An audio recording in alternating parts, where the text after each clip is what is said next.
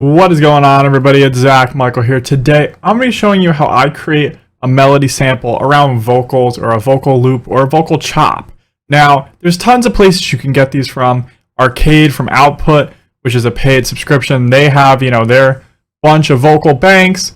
Cymatics has tons of vocal packs, and even some are free, like including this Infinity vocal pack. Like I actually have like a free one that has a bunch of sick stuff, and that's what we're going to be using today. This one feel free. But you could also sing your own vocal chops or use Splice or any other platform. Or there's even like full-blown like singer-songwriters who sell their own packs of vocals. And you might even be able to find a collaborator before. Like I've definitely done stuff where just like an artist I've worked with or different songwriters and stuff have sang stuff for me, and I've turned them into samples. But today we're going to be using this one here from Cymatics. So the first thing I like to do is kind of put the key in just so I can know. It's currently in A major.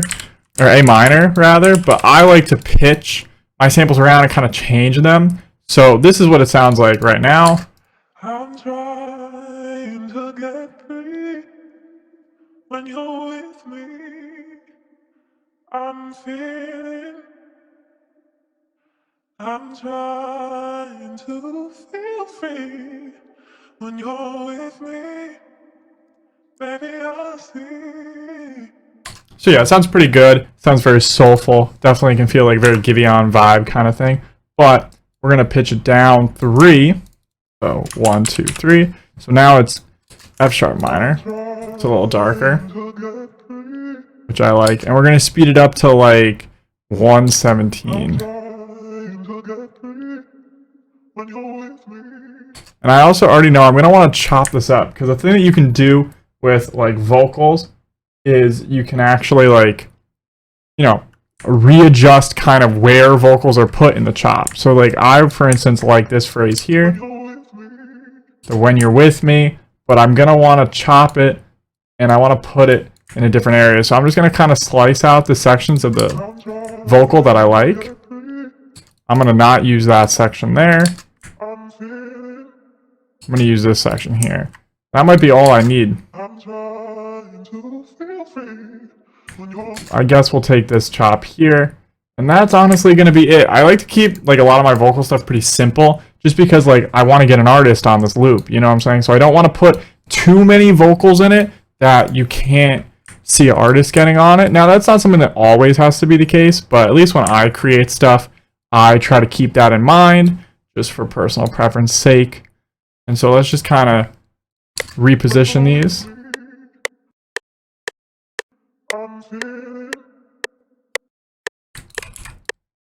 When you're with me, I'm trying to feel free. Just like that. Yes. Alright. Now, the next thing I'm going to do is I just want to put another reverb on top of this. Now, there already is a reverb, but I want to make sure that like when the phrase is cut off, it's smoother, and the reverb helps do that. But alright, there we go. So we got our vocals. I like how those sound. Alright, so the first thing we're going to do is just kind of lay down some chords. Now, I know I want to go for something kind of ambient. I want to do something that has a lot of room still. But I'm going to open up Electra X and take one of my favorite pads that I've ever made, which is this one here from my Storm Bank called Ocean. Sounds like that. And we're just going to kind of build some chords.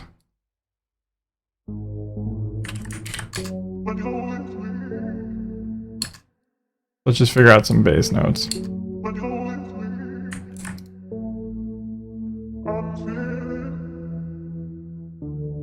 Something like that.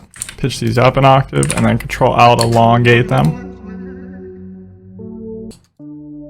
Just like that. And then we're just going to slowly kind of build these chords out a bit. So how am I deciding these notes? Well, I'm just taking the top note of each chord and skipping a note in the scale, and then taking the one below it. And I'm just going to pitch those up. And I like this. I don't like the... I want to try to find like a better tempo. I don't like the rhythm of the chords.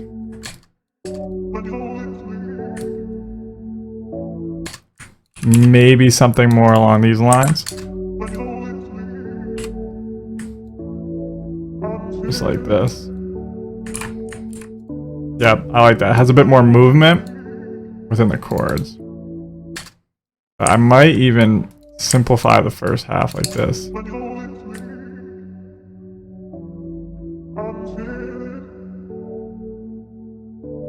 Yeah, we'll do something like that. Got a pretty good rhythm to it. It's a little unique, but I like that. Next, we're going to open up Omnisphere and just try to find like another sound. Now, I kind of already know what I'm going for here. I do this sort of thing in a lot of my loops. Like sometimes when you're a producer, as you make a bunch of samples over time, you're going to kind of pick up on certain things that give you like a sound or things that you like. So one of the things that I like to do is use this pad Jabs from one of my banks. And what I like to do is have this play like a low note, kind of like a lead in. Just like this. And sometimes I'll throw like different portal effects on it or different processing just to give it a little more uniqueness. But I just like that little hit on the one, and I just turn it down a lot. Like I really make it be one of those things that you feel more than you hear, but I just like how it sounds. So I like to include it. So just like that, we're good. The next thing I'm going to do is add some strings. So I'm going to go into Contact. I've been adding a lot of high strings to samples again recently, and this is just one of those things that to me, I like having a section of it. So I'm going to open up these violas, like turning down the dynamics a bit. And then now we're going to just cut the sampler with all the notes because I don't need that anymore. And we're just going to kind of follow the high notes here. Just like that, and just pitch up the last note. And just kind of play with the velocities. Now when I'm playing with the velocities here, I'm just kind of picking stuff that is how I think I would want it to sound. So I want this to ascend in volume. So I'm starting this one with the lowest velocity, and then this one's obviously being louder. We're going to boost some of the highs and just kind of turn this down for now.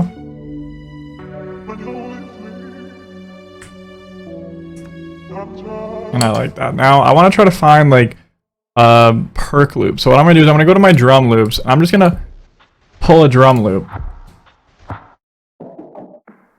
Like this one here actually is pretty perfect. But we're going to end up processing it. Now you can use with any drum loop. You can basically take this drum loop here, which is already kind of filtered and kind of already perfect, but we're going to go ahead and just filter it even more. Just like that.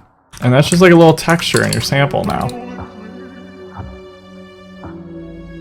I like to experiment with pitching it down an octave. Which in this case I actually like. But you can use with like, even if it was a perk loop, like even like if it was a drum loop that was more like full like this one, like this isn't heavily filtered, you could take a sample like this, filter it a ton, and now it's like a perk loop in the back of a sample. Or just turn the volume like really down, it kind of depends. Alright, so let's get started on the mix. So, I want to put some reverb on the main pad.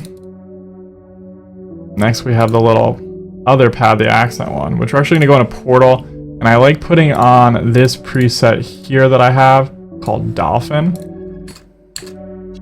which it heavily changes how the pad sounds. But what I'm going to do is I'm going to turn down the dry wet a bit. I like that. Makes it like a lot more fluttery. And also like now the low pitch pad has higher frequencies as well.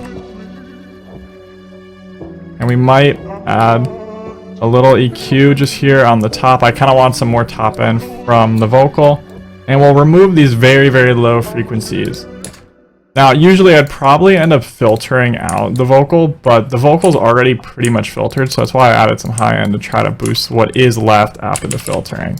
So, now what I like to do is I like to render out each section, so we're just going to go ahead and do that, and just render out each of the sections of the loop. I do this before arranging, just so that way no like reverbs blend into each other, or you have any issues, you know, with that sort of thing. And now I'm just going to mute all of these, because I want this to be that. So I'm going to arm the master, click Alt-R if you're on Windows, and that just kind of will render out whatever's there. So now my vocal is all in one file as well, which is perfect. What some people even do in this case is like after you have your vocal chop that you remade, save this somewhere else on your computer. So if you're ever making loops in the future, or if someone ever hits you up to do vocal stuff, like you already will have chops that you've used before that might work for certain opportunities. I personally don't really save a lot of mine, but you can if you want to. So now I'm just kind of going around and creating some different sections of the sample.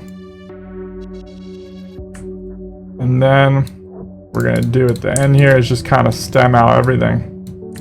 So that way if you gave this out to another producer and they wanted to flip stuff or do something different, they could. But that's kind of how I build samples around like vocals. So if you guys enjoy, make sure to leave a like, subscribe, and check out ElizabethRecords.net. Thanks for watching. Head on over to ElizabethRecords.net if you'd like to support me. You can purchase VST expansion banks, drum kits, loop kits, and MIDI kits that'll level up your production there.